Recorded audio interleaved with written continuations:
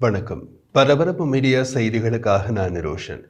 ஏமனில் உள்ள ஹவுதிகள் மீது முன்கூட்டியே தாக்குதலை நடத்த உத்தரவிட்டதிலிருந்து ஜனாதிபதி ட்ரம்ப் ஏமனில் வெற்றி பெற முடியும் என்று நம்புகிறார் என்று எடுத்துக் கொள்ளலாம்.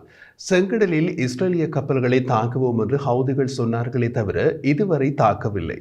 தாக்குதல் வரை பொறுத்தராமல் ட்ரம்ப் ஹவுதிகள் மீது மிகப்பெரிய தாக்குதலுக்கு உத்தரவிட்டுள்ளார். ஏமனில் உள்ள ஹவுதிகளை அழிப்பதில் சவுதி அரேபியா, அமீரகம் உட்பட மற்றவர்கள் அனைவரும் தோல்வியுற்றனர். பல ஆண்டுகளாக சக்தி வாய்ந்த எதிரிகளை மிஞ்சும் ஒரு எதிரியை அழிக்கும் வேலை திட்டத்தை ட்ரம்ப் எடுத்துக் கொள்கிறார். செங்கடல் கப்பல் பாதைகளை துன்புறுத்துவதற்கான ஹவுதிகளின் திறனை சிதைப்பதற்கான பைடன் நிர்வாகத்தின் கீழ் தாக்குதல் உத்தரவை விட மிக தீவிரமான தாக்குதல் ட்ரம்ப் உத்தரவு கொடுத்ததாக அமெரிக்க அதிகாரிகள் தெரிவித்தனர். அமெரிக்க விமான தாக்குதல்கள் நேரடியாக ஹவுதி தலைமையையும் தாக்கியது என்று அமெரிக்க அதிகாரிகள் கூறினார்கள். பைடன் நிர்வாகம் அதற்கு எதிராக முடிவு செய்தது. ஹவுதிகளின் தனிப்பட்ட தலைவர்கள் மற்றும் தளபதிகளை தாக்குவதை பைடன் நிர்வாகம் விரும்பவில்லை. ஆனால் ட்ரம்ப் நிர்வாகம் ஹவுதிகளின் தனிப்பட்ட தலைவர்கள் மற்றும் தளபதிகளை தாக்குவதை பிரதான குறிக்கோளாக கொண்டுள்ளது. மேலும் அவை ஹவுதிகளின் மிகப்பெரிய ஆதரவாளர்களான ஈரானுக்கு ஒரு செய்தியாகவும் மத்திய கிழக்கில் ராணுவ ரீதியாக செயற்படுவதற்கான அமெரிக்காவின் உறுதிப்பாட்டை காட்டவும் நோக்கம் கொண்டதாக அதிகாரிகள் தெரிவித்தனர். ஒரு நீடித்த தாக்குதலின் ஆரம்பம் என்று அவர்கள் விவரித்தனர். இது பல வாரங்களுக்கு நீடிக்கும் என்று ஆய்வாளர்களும் கூறுகின்றார்கள். ஹவுதிகள் அதிகாரத்தில் இருந்து கடந்த ஒரு தசாப்தத்தில் உள்நாட்டு மற்றும் வெளிநாட்டு எதிரிகளின் தாக்குதல்களை எதிர்கொண்டனர். ஹவுதி இயக்கம் 1990களில் ஒரு பழங்குடியினரின் கிளர்ச்சியாக உருவானது. 2014ஆம் ஆண்டு ஏமனின் தலைநகரான சானா உட்பட வடக்கு ஏமனின் பகுதிகளை கைப்பற்றியது.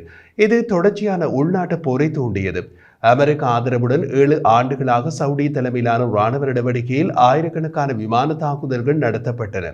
அந்த 7 ஆண்டு போர் நடந்தும் சவுடி தலைமையிலான ராணுவ நடவடிக்கை சர்வதேச அளவில் அங்கீகரிக்கப்பட்ட அரசாங்கத்தை மீண்டும் அதிகாரத்திற்கு கொண்டு வருவதில் தோல்வியடைந்தது.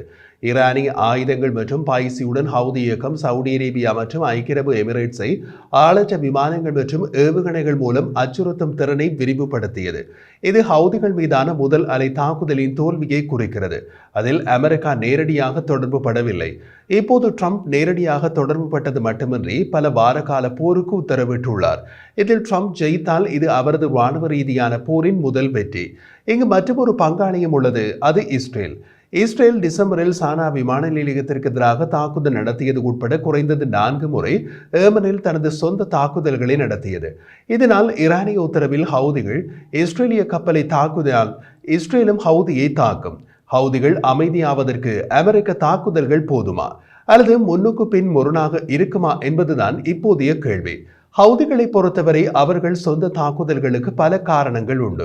மேற்கத்திய விமான தாக்குதலுக்கு எதிரான பதிலடி தாக்குதலாகவும் அதை எடுத்துக் கொள்ளலாம். பாலஸ்தீனியர்களுடன் ஒற்றுமையை காட்ட அரபு உலகில் பிரபலமடைந்த ஒரு சர்வதேச வீரராக தங்களை காட்டிக்கொள்ளவும் ஒரு பிரச்சார உக்தியாகவும் அதை எடுத்துக் கொள்ளலாம். அல்லது சோறு போட்ட எஜமான் ஈரானின் ஏவலுக்கு பணியும் வேலைக்காரனாகவும் எடுத்துக் கொள்ளலாம்.